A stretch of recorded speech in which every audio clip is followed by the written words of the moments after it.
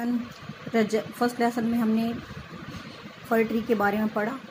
उसकी हिंदी में आगे समझा रही हूँ बेटा, आप ध्यान से सुनो। पहले देवदार के पेड़ ने सोचा कि गर्म कमरे में रहना अच्छा होगा और क्रिसमस पर स्पेशल होना, वे मुझे डेकोरेट भी करेंगे।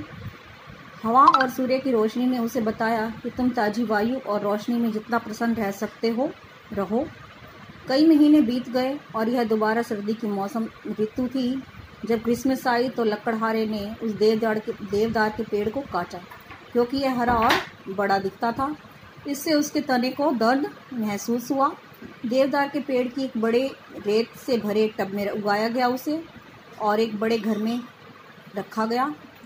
इसे कैंडीज, रंगीन मोमबत्तियाँ, डॉल्स और अखरोटों से सजाया गया और इसकी चोटी पर एक गोल्ड स्टार लगाया गया। यह बहुत सुंदर दिखता था। परंतु जब मोमबत्तियां जली तो इसकी टहनियाँ भी कुछ जल गई। जल्दी ही खुश और एक्साइटेड बच्चों का झुंड कमरे में आया।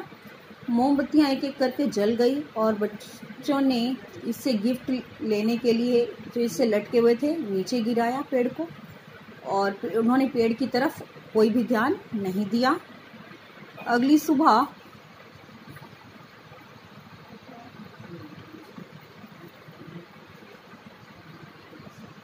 नौकरानियां एक डस्टर के साथ आई और उन्होंने पेड़ को उठाया और एक कमरे के अंधेरे कोने में फेंक दिया। पेड़ ने सोचा कि मैं यहाँ जब तक बसंत ऋतु आएगी तब तक यहाँ सहारे के लिए पड़ा हूँ। ये कितने अच्छे लोग हैं। और उसे फिर अपने दोस्तों की याद आई। स्क्वीक स्क्वीक, एक छोटा चूहा अपने दोस्तों के साथ आया। उन्होंने इसे सूंघा और इनकी टहनियों के अंदर बाहर खेलने लगे। चूहों ने उससे पूछा कि तुम कहाँ से आए हो? देवदार के पेड़ ने कहा, मैं जंगल से आया हूँ, जहाँ सूरज चमकता है और छोटे पक्षी गाते हैं। चूहे ने कहा, कितनी हैरानी की बात है। अब पेड़ को जंगल की सारी बातें याद आई। अगली सुबह 4 आदमी आए और उन्होंने उसे बाहर खींचा।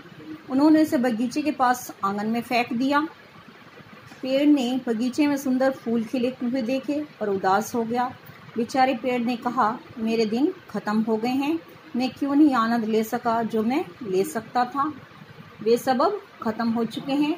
एक नौकर आया और उसने पेड़ को ईंधन के लिए, ईंधन मीन्स जो लकड़ी हम खाना बनाने के लिए जलाते हैं, उसके लिए काट दिया और पेड़ इस तरह हमेशा के लिए पूरी तरह जल गया था।